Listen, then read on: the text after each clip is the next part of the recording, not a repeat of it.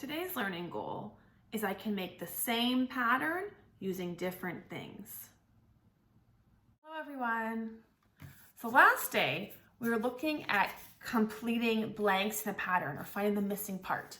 So we had a question mark. If it was covering up that, we would know, oh, it's a blue, or it's somewhere in the middle. We were trying to figure out how we can know the missing parts of a pattern. Today, I have a new word for you. You ready? The word is translate. So this word translate means to take the same thing and to move it to somewhere different. Or yeah, we'll say somewhere or something different. So if I'm translating a shape, this is actually for older grades, I'm moving the shape somewhere. It's still gonna be a yellow hexagon. It still means the same thing, but it's been moved somewhere. If I'm talking about translating for languages, and you might hear that a lot for this word, it means that someone is speaking in one language. So say someone is speaking in French, and there's someone who's going to translate it. So change what they're saying to English. They're not going to change what it means, what they're saying, the thing they're saying, but they're going to change the language. So even if I say hello or bonjour, ni hao, all of those mean hello. So they're going to be translated to the same thing. They're not changing what it means, just the language. We're going to talk about how we translate a pattern today. Are you ready? Let me show you a pattern. For our first one. Here's the pattern. It goes circle, triangle, triangle. Circle, triangle, triangle. Circle, triangle, triangle. I'm going to translate this to letters. I'm not going to change the pattern. The pattern is not going to change, but I am going to change how I show it. I'm going to show it now in the letters. Do you see? The pattern goes A, B, B, A, B, B, A, B, B. Did I translate it? Let's see if it makes sense. There's one circle and there's one A. Okay. Two triangles and then two Bs. And then a circle again is an A. Two triangles are two Bs. Circles an A and two Bs. That makes sense to me. A, B, B, A, B, B, A, B, B. Now I'm going to translate the same pattern to two colors. I'm going to use red and blue. Let's see if I still did it correctly. Red, blue, blue, red, blue, blue, red, blue, blue. A, B, B, A, B, B, A, B, B. So that makes sense. And there's one circle and there's one red and there's two blues and there's two Bs and two triangles. One circle, one red. Oh, I think I did a good job. One more time. I'm going to translate to numbers this time. Let's look. 1, 2, 2, 1, 2, 2, 1, 2, 2.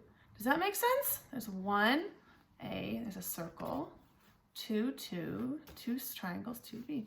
I think I did a great job. You can see it's the same pattern. It's the same rhythm, it's the same pattern. I've just changed what I'm showing it in. So if we were doing it as a clapping pattern and I wanted to do clap, snap, snap. A, B, B, A, B, B, A, B, B. It's the same pattern. Again, I just translated it to movement and sound, I guess. Let's look at some translating of patterns now. I'm going to show you some, and your job at the end, and it might be tricky, but I know you can do it. I'm going to give you a pattern, probably I think in letters, but maybe I gave you some other examples too. And I want you to translate it to some different ways you could show it. Let's go look at how we do that. Are you ready to translate a pattern? Remember how we went from shapes? We had A, B, B, to colors, to letters, to numbers. Now we're going to do it ourselves. Let's have a look. Here we have a pattern that goes square, rhombus, triangle, square, rhombus, triangle, square, rhombus, triangle. So the first one we're going to call an A. So our squares are A's. I'm going to put an A for all of them while I'm here. The next letter we use is B. Are the square and the rhombus different? They are.